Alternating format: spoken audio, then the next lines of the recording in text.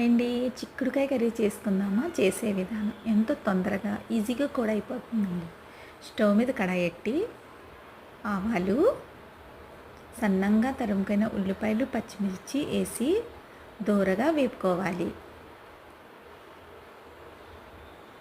ఇలా వేపిన తర్వాత అల్లం వెల్లుల్లి పేస్ట్ కూడా వేసి పచ్చి వాసన పోయేంత వరకు బాగా వేపాలి. సగం వేపాయి కదండి, గోడు చిక్కుళ్ళు కూడా వేసి కొంచెం పసుపు వేసి మూత పెట్టేయాలి. ఇలా మగ్గిన తర్వాత కొత్తిమీర, పావు కేజీ టమాటాకాయలు కట్ చేసుకోవాలి. కారం, ధనియాల పొడి, గరం మసాలా పొడి, ఉప్పు ఇవన్నీ పక్కన పెట్టుకోవాలి.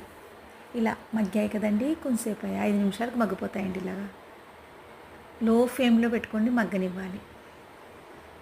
ఇలా మగ్గిపోయింది కదండి. ఇప్పుడు టమాటాకాయ ముక్కలు, కొత్తిమీర తురుము వేసి బాగా కొంతసేపు మగ్గనివ్వాలి. మగ్గిన తర్వాత కారం, పసుపు, ధనియాల పొడి ఇవన్నీ వేసి లో ఫ్లేమ్లో మగ్గనివ్వాలి. ఎంతో ఈజీగా, ఎంతో తొందరగా గోరు చిక్కుడుకాయ కర్రీ చూసారు కదా.